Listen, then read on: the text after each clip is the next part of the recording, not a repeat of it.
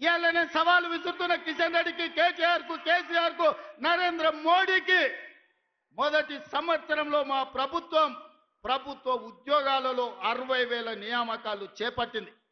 మీకు దమ్ముంటే, ధైర్యం ఉంటే, చిత్తశుద్ధి ఉంటే మీరు సవాలు విసిరండి. 60,000 మందిని ఇదే ఎల్పీ స్టేడియంలో తెచ్చి తలలు మొత్తం లెక్క పెట్టిస్తా. ఒక్కటి తగ్గినా మీ కాళ్ళ ముందు క్షమాపణ చెప్పి నేను బయటికి వెళ్తా.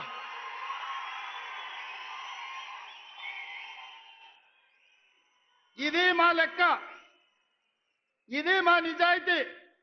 ప్రైవేట్ కార్పొరేట్ కంపెనీల్లో 1,00,000 ఉద్యోగాలు ఇచ్చినాం. నేను మా మిత్రుడు శ్రీధర్ బాబు విదేశీ పర్యటనలో 3 లక్షల కోట్ల పెట్టుబడులు తీసుకొచ్చినాం. ఇవాళ అంతర్జాతీయ స్థాయిలో తెలంగాణకు ఒక గుర్తింపు, గౌరవాన్ని తీసుకొచ్చినాం. అందుకే మిత్రులారా, ఆనాడు హాస్టళ్లలో, సంక్షేమ హాస్టళ్లలో ఎన్నడా పిల్లల్ని పట్టించుకోలే. అందుకే వాళ్లకు ఫుడ్ డైట్ ఛార్జెస్ మా బట్టి గారు 40% పెంచిండ్రు. Cosmetic charge 200% పెంచిండ్రు.